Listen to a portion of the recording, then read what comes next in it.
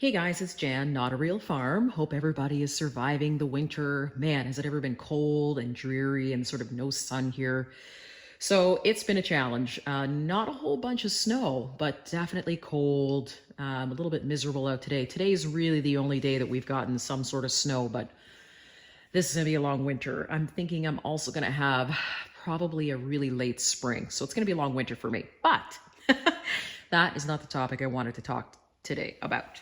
What I wanted to talk today about is potatoes.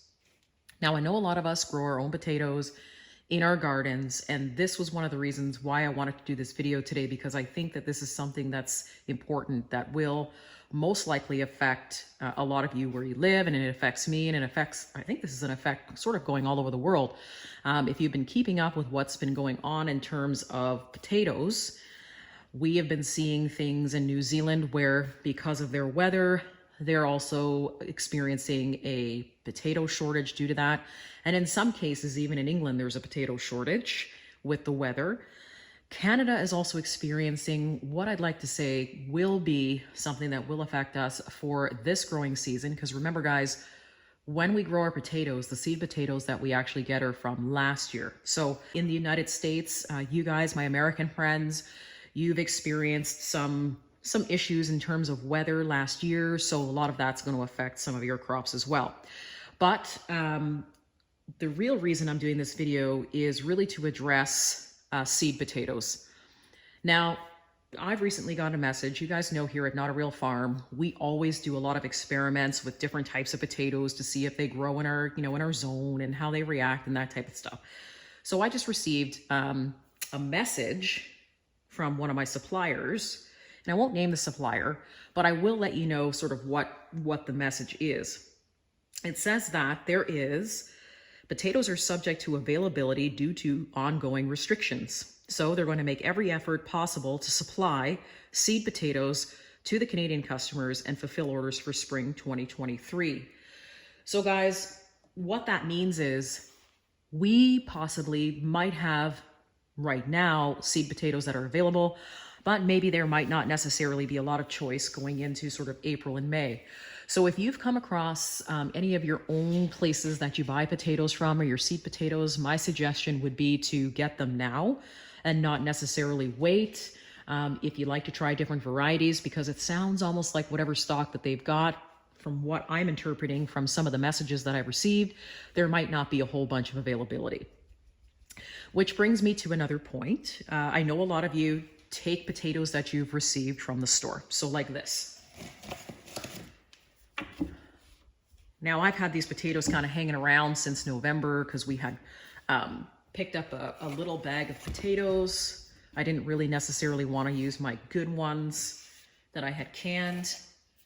And so yes, I get a lot of emails to ask, can we use the potatoes if they sprout in the bag in the pantry?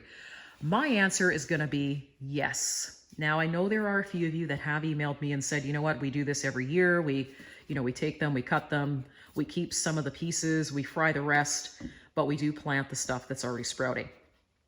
I absolutely agree with this method. I think that if your potatoes are doing this in storage that you've actually picked up from the store, I say go ahead and plant them. I've got, 3, 4, 5, 6, 7...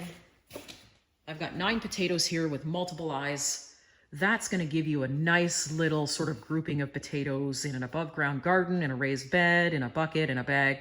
You guys know the drill.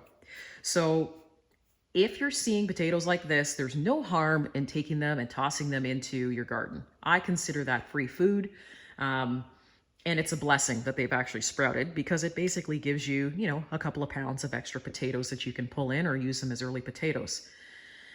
There is a solution that I wanted to give you if this is not your thing. If you don't have the room in your pantry, you don't even pick up regular potatoes from the store. Maybe you've even got your own potatoes that you saved from the garden, like myself from last year. So you're not necessarily worried about saving potatoes this way. There is another method that you can save potatoes, and it's from true potato seed. Now, I know a lot of you are probably going, you know what, we can't do that. We've never done that before. But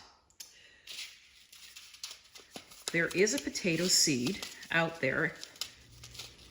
And hopefully, let me just zoom the camera in so you can see the name of the seed. So these are called Clancy F1s. They're hybrids. However, they come in a pelleted form.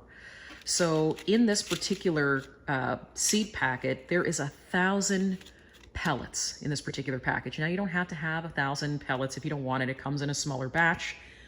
But I can tell you what you do with this seed is it's a true potato seed in a pelleted form. So you actually roll this out of here, throw it into anywhere where you're going to be trying to grow potatoes, and you sprout it very much like a tomato seed.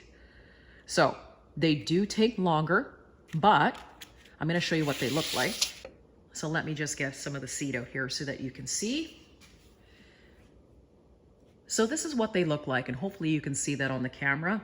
This is what you call a Clancy pelleted potato. Inside these pellets is the true potato seed itself. And so you plant them very much like you would a potato or a tomato seed. I've got potatoes on the brain.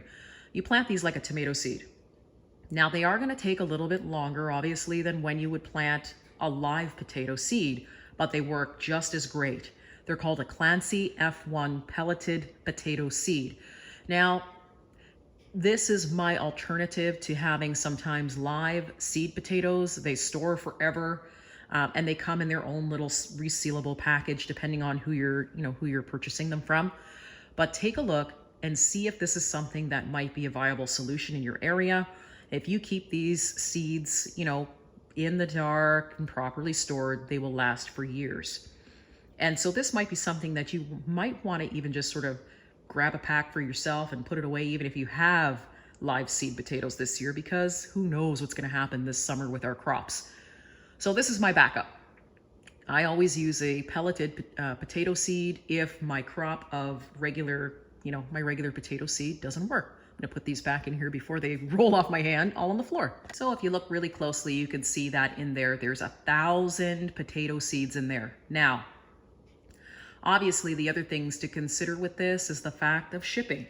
I know that I think some of you actually wrote me, I'm going to say a few days ago, and basically said that you're paying almost $10 a pound for seed potatoes in some areas. And that can get fairly expensive if you're looking at putting shipping on top of that, which I assume there would be. So looking at a pelleted potato seed, you're definitely going to be saving a lot of money in shipping. It's going to be the cost of what you would send a regular letter in an envelope. So take a look at that option if you have that in your area. If you've got your sprouted potatoes, guys, please use them. Don't throw them out. Yep, they're probably sprayed maybe, but if they've sprouted, it only means that this is free food for you to toss in your garden. Look at all the options available to you to make sure that you can get through this growing season for potatoes. Thanks very much for joining me today, guys. If you liked the video, thumbs up, guys. Send me a message if you like, or a comment below. Let me know all the shortages that you guys are still seeing in your areas. I'm starting to get a lot of emails that are really surprising about a lot of things that I never even thought of would be short. So send us an email at notarealfarm@yahoo.com. You can also feel free, if you like I said, to leave a comment below, a thumbs up, subscribe, and see you soon.